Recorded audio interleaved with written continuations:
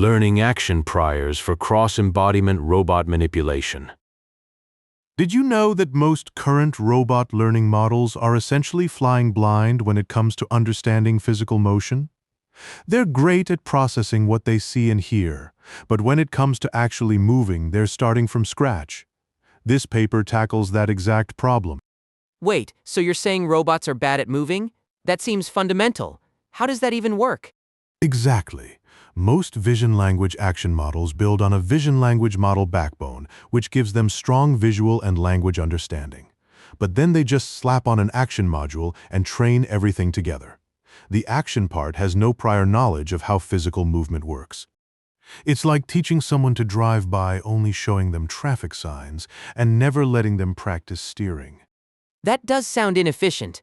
What's their solution? They propose a two-stage training framework. In the first stage, they train the action module alone, using only action trajectories, no visuals or language. Think of it as a blindfolded apprentice practicing basic movements to understand the intrinsic temporal structure of motion. They use a flow-matching-based encoder-decoder model here, which learns to compress entire action sequences into compact embeddings that capture motion dynamics. So the robot learns to move first, then learns to see and act. That makes sense. Precisely.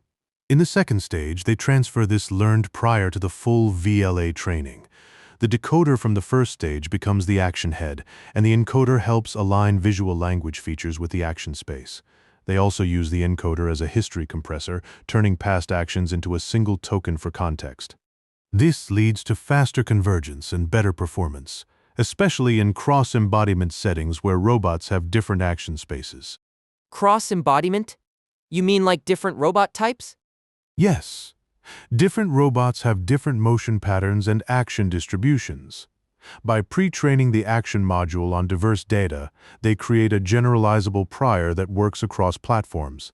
Their experiments across 13 tasks in simulation and real-world setups show significant improvements in success rates and stability, especially in data-scarce scenarios. That's impressive. So the action prior is like a foundation skill that helps the robot adapt faster? The rise of vision-language action models has been meteoric, leveraging the semantic power of foundation models to connect language and vision with physical action. But there's a hidden imbalance here. While the vision and language parts are pre-trained on massive datasets, the action module is often left to fend for itself. So the action part is the weak link? How does that affect training? It creates a bottleneck. When you train the whole model together, the action module has to learn both the physical dynamics and how to align with the other modalities at the same time. The gradients from an undertrained action head can be unstable, slowing down the entire process. In cross-embodiment settings where robots vary widely in their capabilities, this problem gets worse. Cross-embodiment again. How do they handle that complexity? Their approach is to decouple the training. First, the action module learns motion patterns in isolation. Then, in the second stage, the VLA training builds on this foundation. This way, the action module already has a grasp of plausible movements, making the alignment process smoother. They use an encoder-decoder structure where the encoder captures temporal dynamics and the decoder reconstructs actions using flow matching, which is great for modeling continuous distributions. Flow matching? That's a mouthful. What's that about?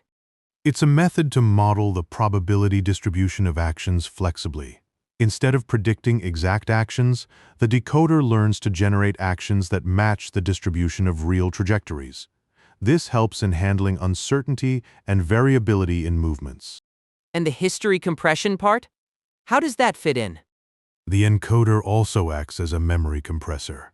It takes past state action pairs and turns them into a single token, giving the model a broader temporal context. This is crucial for long horizon tasks where the robot needs to remember what it did earlier. So they're not just teaching the robot to move, but also to remember and adapt. That's smart. Vision-language action models have become the go-to for robotic manipulation, thanks to their ability to leverage pre-trained semantic knowledge. Early models like RT2 showed that fine-tuning a VLM on robotic data could work, but subsequent research has taken many paths. OpenVLA and its variants use open-source backbones with action tokenization, while others like Diffusion Policy and ACT use generative models to capture complex action distributions. Generative models for actions? How does that even work? Think of it like this.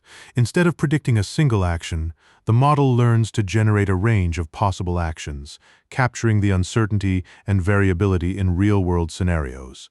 RDT1B scaled this up for bimanual robots, and Zhiro uses a mixture of transformers with flow matching.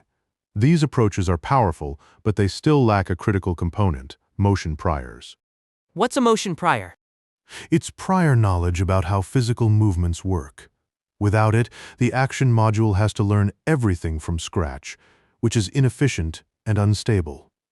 The paper argues that this gap between the VLM's semantic understanding and the action module's physical knowledge is a major hurdle. Their solution is to pre-train the action module on motion data before integrating it into the full VLA framework. So they're bridging that gap with a two-stage approach. Does that mean the action module is more reliable? Exactly.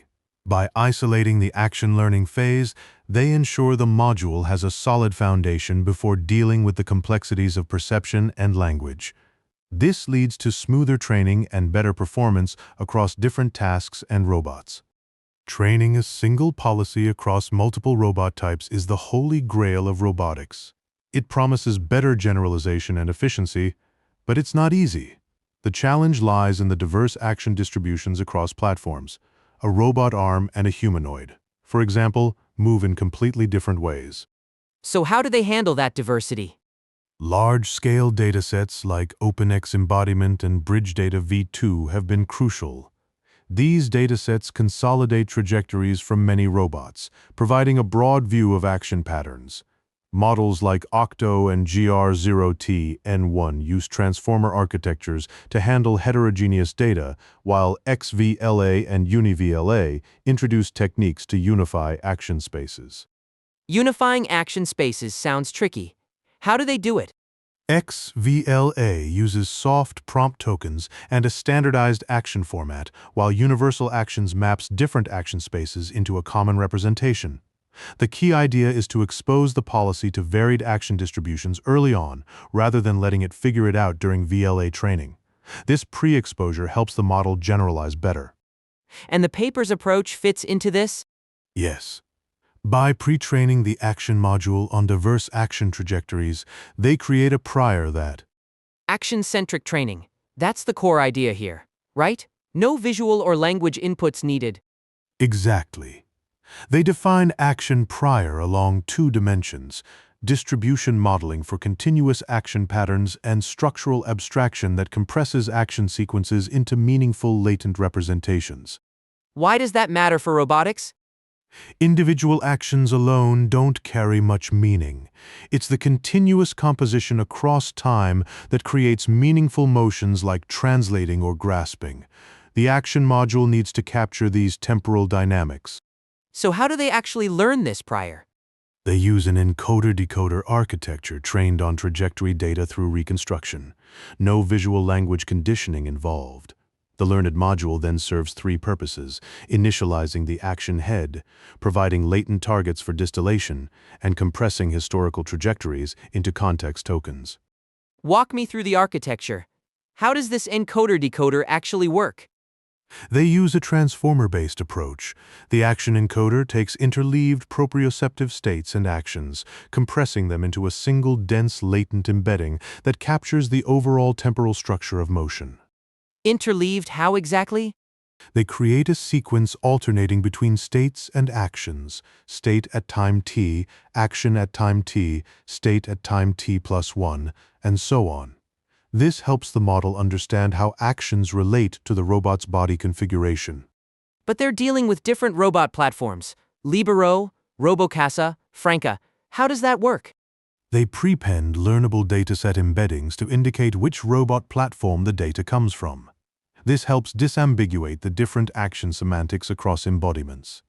There's also a summary token that aggregates the entire sequence. And the decoder side? They use flow matching, which predicts velocity fields to transform noise into actual actions. The decoder gets the latent embedding plus noise-corrupted actions and learns to predict the velocities that would drive the noise toward the correct actions. This provides a flexible way to handle continuous and potentially multimodal action distributions. Once they have this action prior, how do they train the full VLA model? They initialize the VLA's action decoder with the pre-trained one and jointly optimize everything. The VLM processes visual observations, language instructions, and dataset embeddings to predict an action latent embedding. But how do they ensure the VLM learns the right action representations? Through latent alignment distillation, the pre-trained encoder provides a structured target embedding, and they align the VLM's predictions with this using a distillation loss. They also keep the reconstruction objective to maintain the action latent geometry. Don't want to over-constrain the model, though? Exactly. They use an early step distillation strategy with a decaying weight, strong guidance initially, then gradually phasing it out as training progresses. This lets the model transition to standard end-to-end optimization. What about temporal context? Robots need to remember what they were doing before, right? They reuse the action encoder as a history compressor. Instead of feeding raw state action sequences to the VLM, they compress historical trajectories into a single token that captures motion dynamics. This gives temporal context efficiently. And training with this history token? They train with both history-conditioned and history-free versions, averaging the losses. This prevents over-reliance on the history while still letting the model benefit when it's available. What's the experimental setup look like? They've got this cross-embodiment data setting with 13 tasks across 3 platforms: Libero, Robocasa, and a real Franca robot arm. Each environment has different action and state representations, which makes training a joint policy really tough. And the results? The action prior learning really boosts performance, especially on real-world tasks. The overall average success rate jumps from 55.3% to 68.0% when using the action prior and history. Simulation average goes from 64.3% to 68.8%. The real-world Franca task specifically? Huge gains there. Without the action prior, real-world success is 35.0%, but with it, it's 61.3%, and with history, 66.3%. That's a massive improvement. What about those long-tail tasks? The real-world tasks are the long tail here, only 50 demos each, totaling 7.6% of training data. Grasp Coke goes from 5% to 35%, and Stack Cups from 25% to 75%. Competing methods struggle here. 4.5 fails every Stack Cups trial despite good simulation performance. Why does 0.5 fail on real-world tasks? Probably because it's allocating capacity to data-rich simulation tasks and underfitting the real-world ones. The action prior helps by pre-fitting motion patterns, so the VLA stage doesn't have to learn them from scratch. How does the action prior affect training dynamics? It stabilizes the early optimization. Without the prior, the action module starts poorly calibrated, leading to a high initial prediction loss, about 7.1 versus 0.9 with the prior. Gradient norms drop from 1,400 to 90, making training smoother. And training efficiency? Stage 1 is much cheaper. It uses a smaller backbone, no image or language tokens, 8x larger batch size, and only 5K steps. On 8H200 GPUs, it takes 2 hours versus 20 hours for Stage 2, so it's only 10% additional cost, but removes a lot of early optimization burden. So Stage 1 handles low-level calibration? Exactly. It pre-fits feasible motion patterns, letting Stage 2 focus on adapting them to visual language conditions. This division of labor speeds up convergence and improves stability. How do they know which pieces are actually doing the work? They ran ablation studies, scientific surgery removing parts to see what happens. First question, does feeding the robot's body position data into that action encoder actually help? Turns out, yeah, it does. When they added proprioceptive state, that's the robot knowing where its joints and limbs are, the success rate jumped from 65.4% to 68.3%. That's not nothing. So here's the thing that blew my mind. When they added body state information to their action encoder, the humanoid robot scores on Robocasa jumped by 20 points. It's like the difference between watching someone dance and actually feeling the music yourself. Right, because the same movement looks completely different depending on whether the robot's arm is up or down. By combining motion data with body context, the encoder gets both pieces of the puzzle. But that's just the beginning. They also tested whether giving the system memory of past actions actually matters. And I'm guessing it does? Huge difference. Going from 0 history to their learned action encoder with 15 steps of memory pushed performance, from 68.3% all the way to 71.5%. On multi-step tasks like libero long, they gained over 4 points. The robot gets way better at distinguishing between just approaching an object, adjusting grip, or actually moving toward a goal. Single snapshots just aren't enough. But wait, couldn't you just feed the raw history into the system? Why build this fancy encoder? Great question. They tried that, just using a simple neural network to compress all that historical data. And get this, it barely helped at all. The learned encoder is doing something smarter than just compression. It's organizing raw motion data into structured embeddings that actually make sense to the vision system. Okay, hit me with the third question. How long should this distillation phase last? They found this sweet spot at 5,000 steps. Too short, and you don't get enough guidance. Too long, and you're basically handcuffing the vision system to a representation that doesn't know about actual tasks. It's like training wheels, enough to get you rolling, then you take them off and let the bike figure out how to ride properly. So the action prior gives that stable bridge from what the robot sees and hears to actually making movements. But then you gotta let it go free? Nailed it. The action prior provides early guidance that helps the vision system learn to move, but eventually the vision system needs to refine those representations using real visual feedback and language instructions that the action-only encoder never saw. Which makes me wonder, if you're already seeing benefits from better action priors, what happens if you just throw way more action data at it? That's exactly what they tested. They wanted to know if action prior learning gets better with more Stage 1 data, and whether that upfront investment pays off. Here's the clever part. They only changed the amount of action data used in Stage 1. Everything else stayed identical. Same vision language model backbone, same training steps, same hyperparameters. So they're isolating the variable. Nice. Exactly. They kept the Stage 1 setup identical. Same model backbone, same batch size, same learning rate, same 5,000 training steps. Instead of training longer, they just fed it way more action data.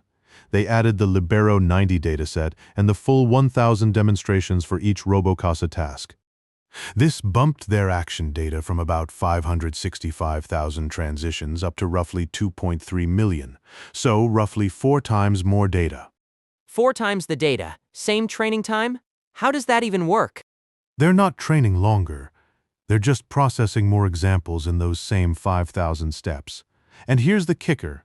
The Stage 1 cost gets amortized really quickly.